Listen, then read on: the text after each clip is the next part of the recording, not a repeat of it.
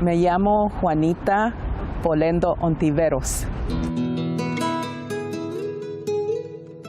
I'm the Director of Community Advocacy for California Rural Legal Assistance Foundation. It's a fancy name for a community, an organizer. What I loved about Juanita is her passion. And her compassion for farm workers. Once I heard her story, I was hooked. Many years ago, I had the honor and privilege of knowing and getting mentored by Cesar Chavez and also Dolores Huerta.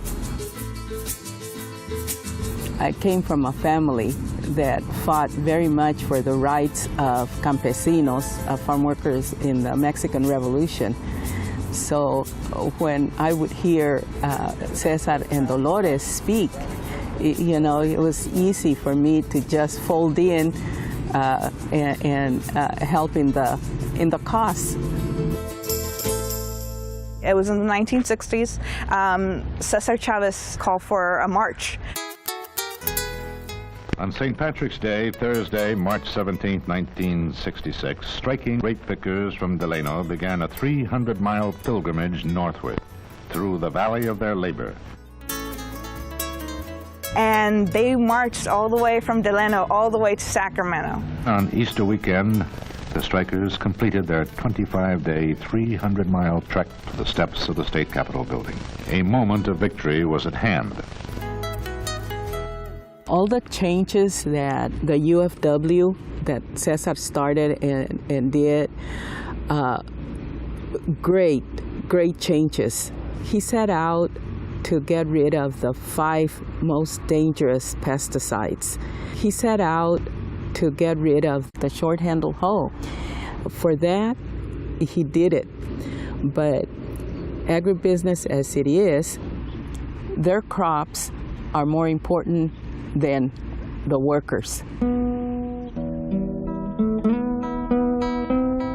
When I do, field investigations, I see so many things, so many things. Abuses of every kind. People tend to think that, oh, we already talked about that issue. Oh, that has already been discussed. Unfortunately, we need to continue talking about the issue because it's still happening. All of these injustices, they either are continuing or there's new forms of injustices that are occurring. I had a deplorable housing situation in one of the labor camps. They started telling me, we see abuses like out in the field where they're spraying pesticides right on us. And we're told not to say anything. We see very young children that are working in the fields that should be going to school.